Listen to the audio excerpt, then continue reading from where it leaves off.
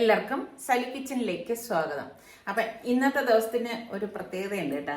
എന്ത് പ്രത്യേകത? ഞാൻ ഇതിനൊന്നും വിശ്വസിക്കുന്നില്ല. ആക്ച്വലി നിസാറിക്കയുടെ ബർത്ത്ഡേ എന്നാണ് നിസാറിക്ക ഞാൻ ബർത്ത്ഡേ അല്ലെങ്കിൽ വേറെ ആഘോഷങ്ങൾ എന്ന് പറഞ്ഞാൽ ഞാൻ ഉദ്ദേശിക്കുന്നത് അറിയാം സമയം നമ്മള് ബന്ധുക്കാരെ അല്ലെങ്കിൽ നമ്മള് ഒരു കുടുംബക്കാരെല്ലാം ഒരു എന്താണ് സംഗമം, പിന്നെ വല്ല ഭക്ഷണമൊക്കെ കഴിച്ച് ഒരു സന്തോഷം പങ്കിടല്ലേ ഉള്ളൂ. അല്ലാതെ ഒരു ആഘോഷമായിട്ട് എടുക്കണമെന്നില്ല, എനിക്ക് യോജിപ്പില്ല. ഈ പ്രായത്തില് ആ പറയണതിനോട് ഇല്ല. പണ്ട് ഞാൻ വലിയ ആഘോഷമായിട്ടൊന്നുമില്ല, വല്ലൊരു ഗിഫ്റ്റ് ഒക്കെ തരും, അതൊക്കെ വാങ്ങിക്കുമ്പോൾ ഒരു സന്തോഷം, അത്രയൊന്നുമില്ല. അത് വേറെ ഇതൊരു ആഘോഷമായിട്ട് നടത്തുന്നതിൽ എനിക്ക് ഒരു യോജിപ്പില്ല. പക്ഷെ എനിക്ക് പ്രായം കൂടുമല്ലേ, പ്രായം കൂടുമ്പോൾ ആരെങ്കിലും സന്തോഷിക്കുന്നവരുണ്ട്. ഓ, അതാണ് അതിന്റെ നോട്ട് ദ പോയിന്റ്. പ്രായം കൂടുന്നത് കൊണ്ടുള്ള പ്രശ്നമാണ്. പക്ഷെ എന്റെ ഒരു അഭിപ്രായം ചോദിച്ചു കഴിഞ്ഞാല് അതിൽ അങ്ങനെ ഒരു തെറ്റുണ്ടോ? അത് വെച്ചാൽ ബർത്ത്ഡേ അങ്ങനെ ഭയങ്കര ഈ പറഞ്ഞ മാതിരി അങ്ങനെ അങ്ങ് ആഘോഷിക്കുക എന്നുള്ളതല്ല. ഇപ്പൊ കൊച്ചു മക്കളൊക്കെ ഇപ്പൊ എക്സാമ്പിൾ നമ്മുടെ സനക്കുട്ടി അങ്ങനെയൊക്കെ വരുമ്പം പിള്ളേർക്ക് അതൊരു സന്തോഷം. അത്ര ആ സന്തോഷം പങ്കിടലും ഒരു എന്താണ് ഈ കൂട്ടുകാരെല്ലാം അല്ലെങ്കിൽ ബന്ധുക്കാരെല്ലാം ഇവിടെ ഒന്ന് ഒത്തൊരു ചേരൽ, ഇതേ ഉദ്ദേശിക്കാവോ. അല്ല വേറെ ഒരു മറ്റേ പടക്കമൊക്കെ പൊട്ടിച്ച് അല്ലെങ്കിൽ അതിനോട് എനിക്കും അതിപ്പോഴത്തെ വേറൊരു കാര്യം എന്ന് പറഞ്ഞാൽ ഇപ്പോഴത്തെ കല്യാണങ്ങൾക്കും കാണുന്ന ഒരു പ്രവണതയാണ് ഈ പടക്കം പൊട്ടിക്കല്. എന്തൊക്കെയോ പറയുമ്പോ പിന്നെ ഒരുപാട് അങ്ങ്. ഞാൻ ഈ അടുത്ത ദിവസം ഒരു ഇത് കണ്ടു, ഒരു ഇൻസ്റ്റാഗ്രാമിൽ ഒരു ഇങ്ങനെ സ്ക്രോൾ ചെയ്തപ്പോ കണ്ടതാണ്. ഒരു ബർത്ത്ഡേ ചടങ്ങില് ഈ കേക്കൊക്കെ എടുത്ത് മുഖത്തൊക്കെ തേക്കത്തില്ലേ, തേച്ചപ്പോ ആളിനെ ഇഷ്ടപ്പെടാതെ തിരിച്ച് വെടിവെക്കുകയോ ഉപദ്രവിക്കുകയോ ഒക്കെ ചെയ്തു. അതൊക്കെ തെറ്റായിട്ടുള്ള പ്രവണതയാണ്. അതൊക്കെ അത്രത്തോളം എക്സ്ട്രീമിൽ പോവില്ല. നമ്മളൊരു ആഘോഷം എന്ന് പറയുന്ന ആഘോഷമല്ല, ഒരു സന്തോഷം പങ്കിടലായിട്ട് മാറണം. അത് ശരിക്കും പറഞ്ഞാൽ അതെന്തറിയോ, നമ്മള് ഇപ്പൊ ഈ കേക്ക് കൊണ്ടുള്ള ഇത് പിള്ളേര് സ്കൂളിലൊക്കെ പോയിട്ട് ഈ പറഞ്ഞ മാതിരി കേക്കൊക്കെ അതൊരു ആഹാര സാധനമല്ലേ. നമ്മൾ അത്രയും അതിന് നമ്മള് പ്രാധാന്യം കൊടുക്കണം, മൂല്യം കൊടുക്കണം ഏതൊരു കാര്യത്തിനും. ഇപ്പൊ നേരത്തെ വിവാഹത്തിന്റെ കാര്യം പറഞ്ഞില്ലേ, വിവാഹത്തിനും ഉണ്ട് വലിയ മൂല്യമുണ്ട്. കാരണം ആ ഒരു നിക്കാഹ് നടക്കുന്ന ടൈം ഏതായാലും ബാക്കി മതക്കാരെന്ത് ചെയ്യുന്നത് ദൈവത്തിന്റെ സാന്നിധ്യത്തിലേക്കാണ് കല്യാണം. അതെ, പവിത്രമായിട്ടുള്ള ഒരു സംഭവമാണ് വിവാഹം എന്ന് പറയുന്നത്. പക്ഷെ അത് കാണുന്നത് കൂടുതലും മറ്റുള്ളവരെ അനുകരിച്ചുകൊണ്ട് അങ്ങ് ആർപ്പാടവും അങ്ങനെയൊക്കെ ഉള്ള അതിനൊക്കെ വേണം, കുറച്ചൊക്കെ വേണം സമയം. ഇതൊക്കെ ചടങ്ങുകൾ വേണം, പിന്നെ ഈ ഭക്ഷണം വേണം, അതൊക്കെ ഉണ്ട്. പക്ഷെ അതിന്റെ കൂടുതൽ ഈ അമിതമായിട്ട് കാണിക്കുന്നത് ശരിക്കും പറഞ്ഞ മുസ്ലിങ്ങൾക്കിടയിൽ തന്നെയാണ് അമിതമായിട്ടുള്ള വിവാഹ ഏറ്റവും ലളിതമായിട്ട് നടത്തണമെന്ന് പറഞ്ഞിട്ടുള്ള ഒരു സമുദായമാണ്. പക്ഷെ അതിലാണ് ഏറ്റവും കൂടുതൽ ഈ ഒരു സമുദായത്തിലാണ് ഈ ഒരു പ്രവണതയും കാണുന്നത്. പക്ഷെ അതിനോട് എനിക്കും അങ്ങനെ ഒരു യോജിപ്പില്ല കേട്ടോ. കാരണം ഇപ്പം ശരിക്കും മറ്റു മതസ്ഥര് നോക്കിക്കഴിഞ്ഞാൽ ഇത്ര കൂടിയാണ് അവർ ആ വിവാഹ കർമ്മം ആ ഒരു ടൈം നടത്തുന്നത്.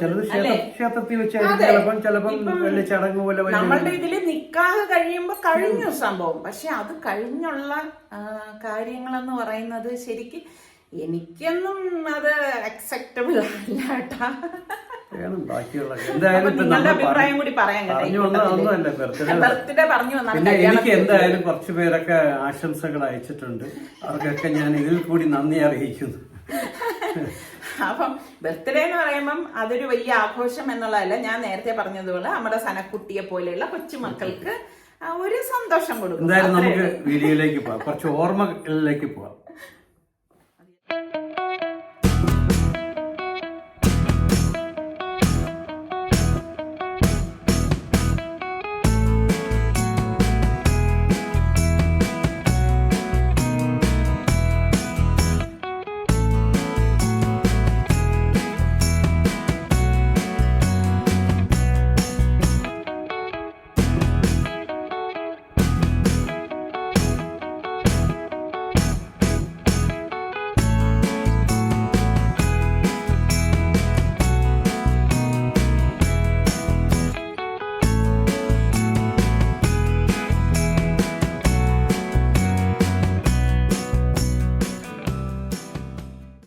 അതാ നമ്മുടെ സനക്കുട്ടി ഈ സ്കൂട്ടറുമായിട്ട് വെളിയിലേക്ക് ഇറങ്ങി. ഇത് ശരിക്കും ഈ വെളിവശത്തൊക്കെ, അതായത് മുറ്റത്തൊക്കെ ഓടിക്കുന്ന സ്കൂട്ടറാണ് കേട്ടോ.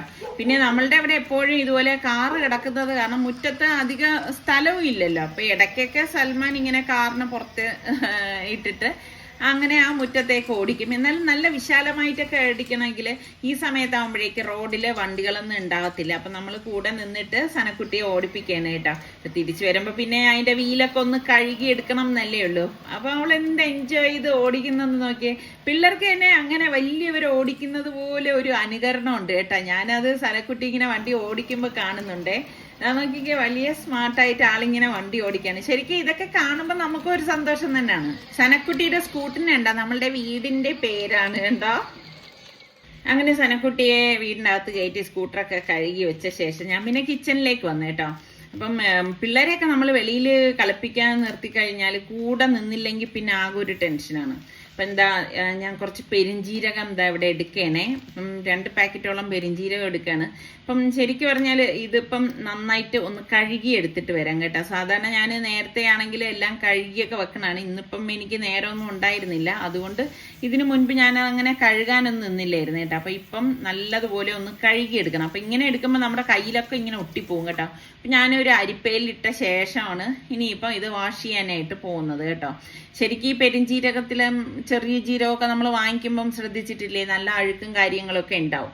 പിന്നെ എന്നെ സംബന്ധിച്ച് കുക്ക് ചെയ്യുന്നതിന് മുൻപ് ഞാൻ ഇതെല്ലാം റെഡിയാക്കി വെക്കും. കാരണം ഇപ്പം എന്നും നമുക്ക് ഈ കുക്കിങ്ങും ഒക്കെ ഉള്ളത് കാരണം ഒരുപാട് ഇതുപോലെയുള്ള ഗരം മസാല ബാക്കിയുള്ള സ്പൈസസ് ഒക്കെ ആണെങ്കിലും ആവശ്യമുള്ളതുണ്ട്.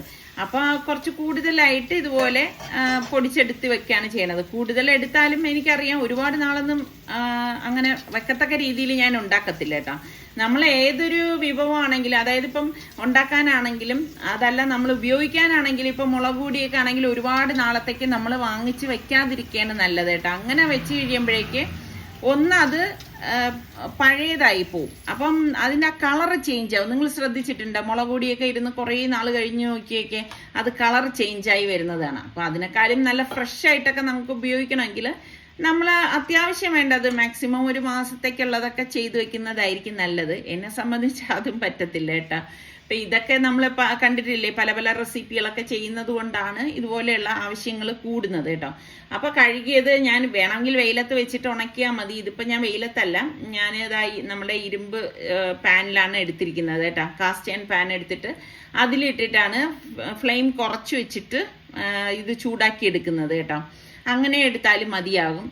കരിഞ്ഞു പോകാതിരിക്കാൻ പ്രത്യേകം ശ്രദ്ധിച്ചേക്കണം. ഇതൊക്കെ ഉണ്ടാക്കുമ്പോൾ ഒരു പരുവം ഉണ്ടല്ലോ, ആ പരുവത്തിന് എടുക്കുമ്പോൾ മാത്രമേ അതിനൊക്കെ നല്ല മണവും ഗുണവും ഒക്കെ ഉണ്ടാവത്തുള്ളൂ. ഇത് കസ്കസാണ് കേട്ടോ, അതെടുത്തിട്ടുണ്ട്. അതുപോലെ തന്നെ പട്ട, ഇനിയിപ്പം ഗ്രാമ്പു, ഏലക്ക എല്ലാം ഇട്ട് കൊടുക്കും. അപ്പം നമുക്കിങ്ങനെ പാക്കറ്റിൽ തന്നെ കിട്ടുമല്ലോ, ഞാൻ അങ്ങനെ ഉപയോഗിക്കില്ല കേട്ടോ. പാക്കറ്റിൽ തന്നെയുള്ള ഹോൾ മസാലാസ് എന്ന് പറയുമ്പോൾ അതെല്ലാം കൂടി ഇട്ട് കഴിഞ്ഞാൽ ആകെ ഒരു നമ്മൾ കറിയൊക്കെ ഉണ്ടാക്കുമ്പോൾ ഒരു കവർപ്പായിരിക്കും. അപ്പം ഞാൻ ഇങ്ങനെയാണ് ചെയ്യണത്. അപ്പം ഇതുപോലെ ആവശ്യത്തിനുള്ള പട്ടയും ഗ്രാമ്പുവും അതുപോലെ തന്നെ നമ്മളുടെ പെരിഞ്ജീരകം, കശകശ, പിന്നെ ജാതിപത്രി, ഇതൊക്കെ ആവശ്യാനുസരണം എടുക്കുകയുള്ളൂ കേട്ടോ.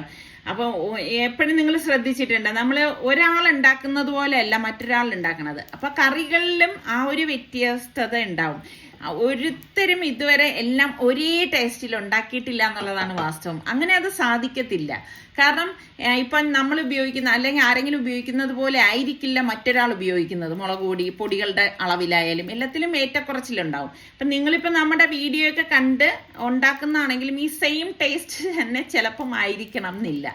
അപ്പോൾ അതാണ് ഞാൻ പറഞ്ഞത്, ഓരോന്നും ഓരോ രീതിയിൽ എടുത്തു കഴിഞ്ഞാലും അല്പസ്വല്പം വ്യത്യാസത്തിലും ആ ഒരു ടേസ്റ്റിലും വ്യത്യാസം ഉണ്ടാവും കേട്ടോ.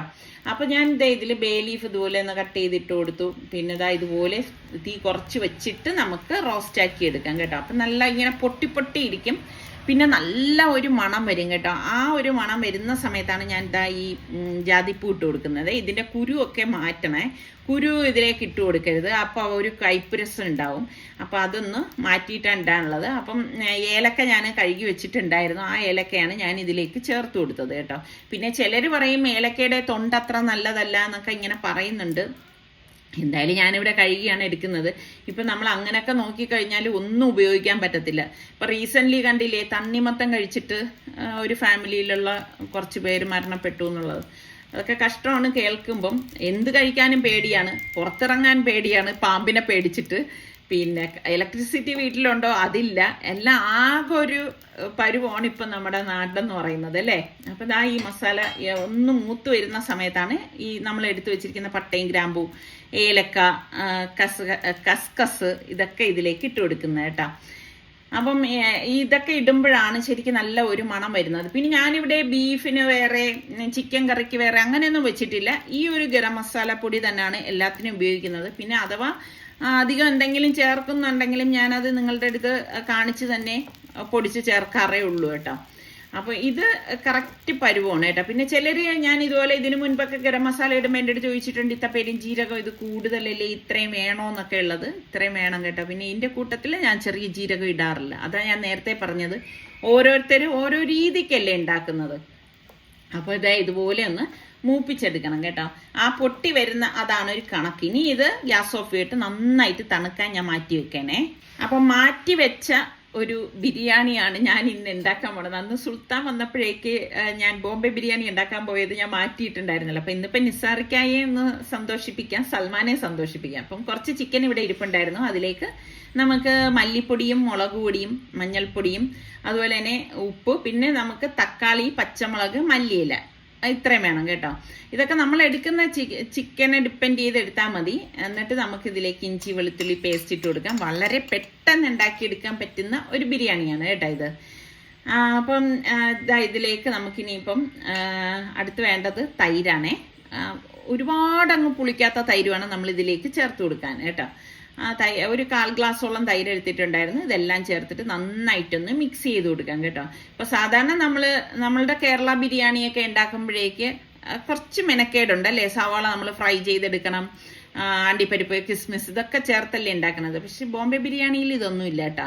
അപ്പൊ അതുകൊണ്ട് തന്നെ ജോലി വളരെ എളുപ്പമാണേ. അപ്പൊ ഞാൻ ഒരു പാനിലേക്ക് ഓയിൽ ഒഴിച്ചു കൊടുക്കാണ്. വെളിച്ചെണ്ണ എടുക്കണ്ട കേട്ടോ, കാരണം ഇത് ബോംബെ ബിരിയാണി അല്ലേ. ഇതിലേക്ക് നമുക്കൊരു 3 സവാള അരിഞ്ഞത് ഒന്ന് വഴറ്റി കൊടുക്കാം കേട്ടോ. ഇപ്പം ഞാനിവിടെ കുറേ നാളായി കേട്ടോ ഈ ഒരു ബിരിയാണി ഉണ്ടാക്കിയിട്ട്. പിന്നെ നിസാറിക്കയെ സംബന്ധിച്ച് അങ്ങനെ ബിരിയാണി വേണം എന്നൊന്നും നിർബന്ധമുള്ള ആളൊന്നും അല്ല. പിന്നെ സൽമാൻ ഓഫീസിൽ പോവും, അതൊക്കെ കൊണ്ട് ഇവിടെ അങ്ങനെ ഞാൻ ബിരിയാണി ഉണ്ടാക്കലില്ല. അപ്പം ഒന്ന് വഴണ്ടി വരുമ്പോഴേക്കും നമുക്ക് ഈ മാരിനേറ്റ് ചെയ്ത് വെച്ചിരിക്കുന്ന ചിക്കൻ ഉണ്ടല്ലോ അത് ഇതിലേക്ക് ഇട്ടിട്ട് നന്നായിട്ടൊന്ന് ഇളക്കി കൊടുക്കാം. അപ്പൊ ഇന്നിപ്പം ഞാൻ പറഞ്ഞില്ല നിസാർക്കയുടെ ബർത്ത്ഡേ ആണ്, എങ്കിൽ പിന്നെ ആയിക്കോട്ടെ ഇങ്ങനെ ഒരു ബിരിയാണി. അപ്പൊ സൽമാന് സന്തോഷവും, അവന് ഇഷ്ടമുള്ള ബിരിയാണിയല്ലേ ഉണ്ടാക്കണത്. അപ്പൊ അങ്ങനെ ഉണ്ടാക്കുന്നതാണേ. എന്നിട്ട് നമുക്കിത് വേകാനായിട്ടൊന്ന് മൂടി വെച്ച് കൊടുക്കാം. ഒരു തുള്ളി വെള്ളം പോലും ഇതിലേക്ക് ചേർക്കരുത്, അത് പ്രത്യേകം ശ്രദ്ധിച്ചേക്കണം. പിന്നെ ഇടയ്ക്ക് നമുക്ക് മൂടി മാറ്റിയിട്ട് ഇതുപോലെ ഇളക്കി കൊടുക്കണം. വെന്ത് വരുന്ന ആ ഒരു സമയത്താണ് നമ്മള് ബോംബെ ബിരിയാണി മസാല ഇതിലേക്ക് ചേർത്ത് കൊടുക്കുന്നത്. ഇത് സലു ഇങ്ങനെ ഇടയ്ക്കിടയ്ക്ക് ഇവിടെ ഓൺലൈനിൽ വാങ്ങി വെക്കണതാണ് കേട്ടോ. കാരണം അവൻ ഈ ബോംബെ ബിരിയാണി ഭയങ്കര ഇഷ്ടമുള്ളതുകൊണ്ടാണ്. ഇതിപ്പോൾ ഫുള്ളായിട്ട് ഇതിലേക്ക് ചേർക്കത്തില്ല, വളരെ കുറച്ച് ചിക്കനല്ലേ ഉള്ളൂ. അതുകൊണ്ട് തന്നെ കുറച്ച് മാത്രമേ ഞാൻ ഇതിലേക്ക് ചേർക്കുന്നുള്ളൂ. എന്നിട്ട് നന്നായിട്ട് ഇതുപോലെ ഒന്ന് ഇളക്കി കൊടുക്കണം. ശരിക്കും ഈ ബോംബെ ബിരിയാണി മസാലയുടെ പൗഡർ ഇടുമ്പോൾ തന്നെ നല്ല മണമാണ് കേട്ടോ. ഇത് നമുക്ക് മൂടി വെച്ച് കൊടുക്കാം. ഈ സമയം നമുക്ക് റൈസ് വേവിക്കാൻ വേണ്ടിയിട്ട് ഞാനിവിടെ വെള്ളം തിളപ്പിക്കാൻ വെച്ചിട്ടുണ്ട്. ഇതിലേക്ക് നമുക്ക് പട്ട, ഗ്രാമ്പു, ഏലക്കായ, പിന്നെ പച്ചമുളക് ഒരു 4 ഞാൻ ഇതിലേക്ക് ഇട്ട് കൊടുക്കുന്നുണ്ട് കേട്ടോ. ഇതൊക്കെ ഇടുമ്പോൾ നല്ല ടേസ്റ്റാണ്. പിന്നെ പാകത്തിനുള്ള ഉപ്പും കൂടി ഇട്ട് കൊടുക്കാം. ഉപ്പിടുമ്പോൾ കുറച്ച് മുന്തിയിട്ട് വേണം ഇട്ട് കൊടുക്കാനുള്ളത്, എങ്കിൽ മാത്രമേ നമ്മൾ റൈസ് വെന്ത് വരുമ്പോൾ കറക്റ്റ് ആ ഒരു ഉപ്പ് റൈസിലേക്ക് കിട്ടത്തുള്ളൂ. അപ്പോൾ ഇതൊന്ന് ഇളക്കി കൊടുക്കാം. അതിനുശേഷമാണ് ഞാൻ റൈസ് എടുത്തിട്ടുള്ളത്. അപ്പം റൈസും ചിക്കനും ഒക്കെ ഇവിടെ ഇടുന്നതാണ്. അതുകൊണ്ട് തന്നെ ഇത്രയും റൈസ് ഞാനിപ്പോൾ ഇതിലേക്ക് വേണ്ടിയിട്ട് എടുത്തിട്ടുള്ളൂ കേട്ടോ. അപ്പോൾ ഇതിനിപ്പോൾ നന്നായിട്ട് ഒന്ന് കഴുകി എടുത്തിട്ട് ഇനി കുറച്ച് വെള്ളം ഒഴിച്ചിട്ട് ഒന്ന് കുതിരാനായിട്ട് വയ്ക്കാം. അപ്പോൾ ഇത് ബസ്മതി റൈസാണ്. ഇതായതുകൊണ്ട് തന്നെ പെട്ടെന്ന് ഇത് കുതിർന്ന് കിട്ടും കേട്ടോ. അപ്പോൾ ഈ സമയം നമ്മളുടെ ചിക്കൻ എന്തായെന്ന് നോക്കാം. നല്ല മണം വരുന്നുണ്ട് കേട്ടോ. അപ്പോൾ ഇതുപോലെ ഒന്ന് ഇളക്കി കൊടുക്കണം. ഞാൻ നേരത്തെ പറഞ്ഞതുപോലെ വെള്ളം ഒരു തുള്ളി പോലും നമ്മൾ ഇതിലേക്ക് ചേർക്കത്തില്ല, അത് പ്രത്യേകം ഒന്ന് ശ്രദ്ധിച്ചേക്കണം കേട്ടോ. നന്നായിട്ട് ഒന്ന് മിക്സ് ചെയ്ത് കൊടുക്കുകയാണ്. ഇനി കുറച്ച് വേഗം കൂടി ഇതിലേക്കുള്ളൂ. ഇതുപോലെ ഇളക്കി നോക്കുമ്പോൾ നമുക്കത് മനസ്സിലാവും. നിങ്ങൾക്കൊക്കെ ഏത് ടൈപ്പ് ബിരിയാണിയാണ് ഇഷ്ടം. അപ്പോൾ അതൊന്ന് മൂടി വെച്ച് കൊടുക്കുകയാണ്. ഒരു 5 മിനിറ്റിന് ശേഷം വീണ്ടും മൂടി തുറന്നിട്ട് 2 തക്കാളിയിലേക്ക് ചേർത്ത് കൊടുക്കാം. അപ്പം ഇപ്പം നമ്മൾ ഓൾറെഡി നമ്മൾ തക്കാളിയിലേക്ക് ചേർത്തിട്ടുണ്ടായിരുന്നു. ഇപ്പം നമ്മൾ ചേർക്കുന്ന തക്കാളി ശരിക്കും ഇങ്ങനെ വെന്തുടഞ്ഞ് വരണം, അങ്ങനെയൊന്നുമില്ല. ആ ഒരു സ്റ്റേജിലാണ് നമ്മൾ ഇതിലേക്ക് തക്കാളി ചേർത്ത് കൊടുക്കുന്നത് കേട്ടോ. അപ്പോൾ ഇനി ജസ്റ്റ് ഇനി വളരെ പെട്ടെന്ന് തന്നെ നമുക്കിത് വെന്ത് കിട്ടും. മൂടി വെച്ച് കൊടുക്കുകയാണ്. അപ്പം വെള്ളം തിളയ്ക്കാറായപ്പോഴേക്കും നമ്മൾ വെള്ളം ഊറ്റി കളഞ്ഞിട്ട് ഇതിലേക്ക് അരി ഇട്ട് കൊടുക്കുകയാണേ. ശരിക്കും പറഞ്ഞാൽ ബിരിയാണി എന്ന് പറയുമ്പോൾ തന്നെ ഒരുപാട് തരം ബിരിയാണിയുണ്ട്. ബോംബെ ബിരിയാണി, ഹൈദരാബാദ് ബിരിയാണി, ലാഹോർ ബിരിയാണി, കേരള ബിരിയാണി. ഇതിലേത് ബിരിയാണിയാണ് നിങ്ങൾക്കിഷ്ടം? പിന്നെ ഓരോ ബിരിയാണിക്കും അതിൻ്റെതായ ടേസ്റ്റും ഉണ്ട്, അതാണ് വാസ്തവം. അപ്പോൾ ഈ ബസ്മതി റൈസ് പെട്ടെന്ന് തന്നെ വെന്ത് കിട്ടും കേട്ടോ. അപ്പം ഞാൻ ചിക്കൻ വെന്തിട്ടുണ്ട്. ഇതിലേക്ക് ഇതുപോലെ ഒന്ന് ഊറ്റി നമ്മൾ റൈസ് ചിക്കന് മീതെ ഇട്ട് കൊടുക്കുകയാണ് കേട്ടോ. ഇതാകണ്ടോ, ഏകദേശം 3/4 ഭാഗത്തിൽ കൂടുതൽ ഇത് റൈസ് വെന്തിട്ടുണ്ട്. ആ സമയത്താണ് നമ്മൾ റൈസ് ഇതുപോലെ ഒന്ന് ചേർത്ത് കൊടുക്കുന്നത് കേട്ടോ. ശരിക്കും പറഞ്ഞാൽ എൻ്റെ ഒരു അഭിപ്രായത്തിൽ എനിക്കിഷ്ടം കൈമ റൈസ് വെച്ചിട്ടുള്ള ബിരിയാണിയാണ് കേട്ടോ. പക്ഷെ നമ്മൾ ബോംബെ ബിരിയാണിയൊന്നും അങ്ങനെ അല്ലല്ലോ ഉണ്ടാക്കണത്, ഈ ഒരു രീതിയിലല്ലേ തയ്യാറാക്കുന്നത്. പിന്നെ ഇതുപോലെയുള്ള ബസ്മതി റൈസ് വെച്ചിട്ട് ബിരിയാണി ഉണ്ടാക്കാൻ വളരെ എളുപ്പമാണ്, പെട്ടെന്ന് വെന്ത് കിട്ടുമല്ലോ. പിന്നെ ഞാൻ ഇതിലേക്ക് കുറച്ച് പെർമിറ്റഡ് ഫുഡ് കളർ ചേർത്ത് കൊടുക്കണം. നിങ്ങൾക്ക് വേണ്ടാന്നുണ്ടെങ്കിൽ അത് ഒഴിവാക്കാം. അതുപോലെ തന്നെ കുറച്ചധികം മല്ലിയിലയും കൂടി കട്ട് ചെയ്തത് ഇതിലേക്ക് ഇട്ട് കൊടുക്കാനേ. അപ്പോൾ ഇനിയിപ്പോൾ ഇത് ഒന്ന് അടച്ചു വെച്ചിട്ട് വളരെ ലോ ഫ്ലെയിമിൽ ഒരു 3 മിനിറ്റ് മതി കേട്ടോ. അപ്പോഴേക്ക് നമ്മളുടെ ബോംബെ ബിരിയാണി റെഡി ആയിട്ടുണ്ട്. ഇതാണ് സലൂന് ഏറ്റവും ഇഷ്ടമുള്ള ഒരു ബിരിയാണി കേട്ടോ. ശരിക്കും ഉണ്ടാക്കി കഴിഞ്ഞു കഴിഞ്ഞാൽ നല്ല മണമാണ്, നല്ല ടേസ്റ്റ് ആയിട്ടുള്ള ഒരു ബിരിയാണിയാണേ. ശരിക്കും ബിരിയാണിയൊക്കെ വെച്ച് കഴിയുമ്പോഴേക്കും അന്ന് കഴിക്കുന്നതിനേക്കാളും ബിരിയാണി വെച്ചിരുന്നിട്ട് പിറ്റേ ദിവസം ചൂടാക്കി കഴിക്കുമ്പോഴാണ് ഏതൊരു ബിരിയാണിക്കും ടേസ്റ്റ് ഉണ്ടാവുന്നത്. നിങ്ങൾക്ക് അങ്ങനെ തോന്നിയിട്ടുണ്ടോ? തോന്നിയിട്ടുള്ളവരൊക്കെ ഒന്ന് പറയുക.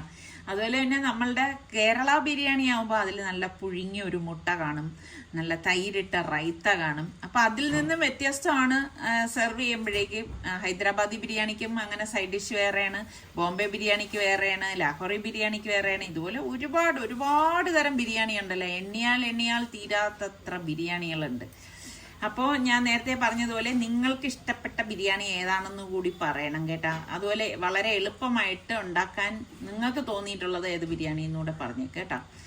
അങ്ങനെ ബിരിയാണി റെഡിയായി. ഇനി കഴിക്കുന്ന രംഗമാണ്. അപ്പോൾ കഴിപ്പെല്ലാം കഴിഞ്ഞ് വന്ന ശേഷം ഞാൻ നമ്മുടെ മസാലകളെല്ലാം നന്നായിട്ട് തണുത്തിട്ടുണ്ട് കേട്ടോ. നല്ലതുപോലെ തണുത്ത ശേഷം മാത്രമേ നമ്മൾ പൊടിച്ചെടുക്കാവൂ. പൊടിച്ചെടുക്കുമ്പം എപ്പോഴും നനവില്ലാത്ത ജാറിലിട്ട് വേണം പൊടിച്ചെടുക്കാൻ. അത് പ്രത്യേകം ശ്രദ്ധിച്ചേക്കണം കേട്ടോ, അല്ലെങ്കിൽ പെട്ടെന്ന് മസാല ചീത്തായി പോകും. അപ്പോൾ നമ്മൾ പൊടിച്ചെടുത്തിട്ടുണ്ട്. പിന്നെ ഗരം മസാല പൊടിച്ചെടുക്കുമ്പം നമ്മൾ അത് അരിച്ചെടുക്കേണ്ട ആവശ്യമില്ല കേട്ടോ, കാരണം എല്ലാം നമുക്ക് വേണ്ടത് തന്നെയാണ്. അപ്പോൾ അതുപോലെ ഫൈനായിട്ടാണ് നിങ്ങൾക്ക് വേണ്ടതെങ്കിൽ നല്ല ഫൈനായിട്ട് അങ്ങ് പൊടിച്ചെടുക്കണം, അരിച്ചെടുക്കുകയേ ചെയ്യരുത് കേട്ടോ. അപ്പം നമ്മൾ വറുത്തെടുക്കുമ്പോൾ തന്നെ എല്ലാം അഴുക്കും അതും ഇതൊക്കെ ഉണ്ടെങ്കിൽ കഴുകി എടുത്ത് വെക്കുകയാണെങ്കിൽ നമുക്ക് അരിച്ചെടുക്കേണ്ട ഒരു ആവശ്യവും വരുന്നില്ല. അങ്ങനെ ഞാൻ തണുത്ത ശേഷമേ ഞാനിനി ബോട്ടിലേക്ക് മാറ്റത്തുള്ളൂ കേട്ടോ. അല്ലെങ്കിൽ ഇതൊന്ന് അടച്ചു വെച്ചേക്കും, അല്ലെങ്കിൽ എന്ന് വെച്ചാൽ ഇതിൻ്റെ മണമൊക്കെ നഷ്ടപ്പെടും. ഗരം മസാലയല്ലേ, അപ്പം നല്ല മണത്തോട് കൂടിയിട്ട് തന്നെ ഇരിക്കണമല്ലോ. അങ്ങനെ നമ്മളുടെ റിച്ച് മോൻ വാപ്പാക്ക് വേണ്ടിയിട്ടുള്ള ഗിഫ്റ്റ് കുറച്ച് വൈകിപ്പോയി കേട്ടോ. കാരണം അവൻ കുറച്ച് തിരക്കും കാരണമായത് കാരണം ഇപ്പോൾ ഓർഡർ ചെയ്തിട്ട് എൻ്റെ അടുത്ത് പറഞ്ഞു, ഉമ്മ പെട്ടെന്ന് ഗേറ്റിൻ്റെ അവിടെ പോവും, ആള് വന്നിട്ടുണ്ടെന്ന് പറഞ്ഞു. അപ്പം ഞാൻ നോക്കുമ്പോഴേക്കും ഒരാൾ സർക്കാക്കുള്ള കുറച്ച് സാധനമൊക്കെ ആയിട്ട് വന്നിരിക്കുകയാണ്. അപ്പം റിച്ചു ഇങ്ങനെയാണ് കേട്ടോ. ഞാൻ പറയുന്നുണ്ട്, റിച്ചു ലൈനിലുണ്ടേ, മോൻ എന്തിന് ഇതൊക്കെ ഇങ്ങനെ ചെയ്തതെന്നൊക്കെ ചോദിക്കുമ്പോൾ അവൻ പറയും ഇതൊക്കെ ഒരു സന്തോഷമല്ലേ എന്നാണ് അവൻ പറയുന്നത് കേട്ടാ. സാധനം കിട്ടിയിട്ടേ റിച്ചു. ഓക്കെ, വാപ്പ വരുമ്പോ വിളിക്കാൻ പറയാം. വാപ്പ പള്ളിയിൽ നിന്ന് വന്നിട്ടില്ല. ഏതാണ്? ഞാൻ അകത്തോട്ട് കയറിയിട്ട് തുറക്കാം.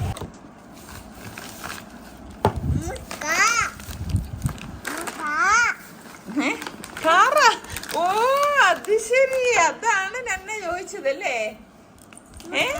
അവൾ അതാണ് കണ്ടത് കേട്ടോ.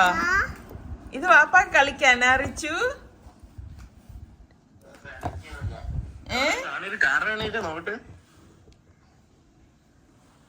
സനയുടെ മുഖമൊന്നും കണ്ടുകൂടാ, നല്ല ഫീലിംഗ്. എവിടെ സനയുടെ കാർ? എവിടെ കണ്ടുകൂടാ സന? ഇപ്പൊ കാണാവോ? ഇഷ്ടപ്പെട്ട കാറ്? സനക്ക് കാർ ആര് വാങ്ങിച്ചത്? ഇത് അല്ലാഹു അക്ബർ, ആര് വാങ്ങിച്ചത്? അങ്കിളാണ്. അങ്കിളാ ആര് പറഞ്ഞിട്ടാ കൊണ്ടുവന്നത്? കുറച്ചു മുമ്പ് എന്നെ സനയടുത്ത് എന്ത് പറഞ്ഞ്? ഇതാര് വാങ്ങിച്ചതാ? നന്ന പപ്പ എടുത്ത് തുറന്നു തരാൻ പറ. ഇങ്ങ് ബാ, ഇങ്ങ് ബാ, ഇങ്ങ് ബാ. ഞാൻ നോക്കാം. ഏത് കാണിക്കാം? ഏതാ?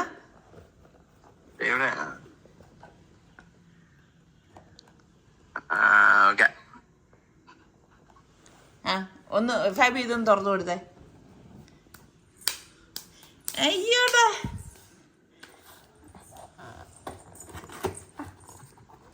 വാവ്, അടിപൊളി ആറാണല്ലോ. Hi, happy happy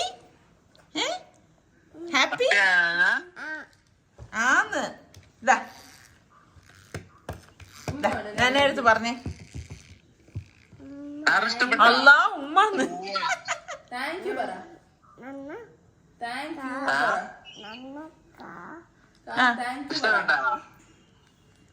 thank you പറ. താങ്ക് യു പറഞ്ഞ മോളെ. Thank you. ഹായ് നോക്കട്ടെ കാറ്.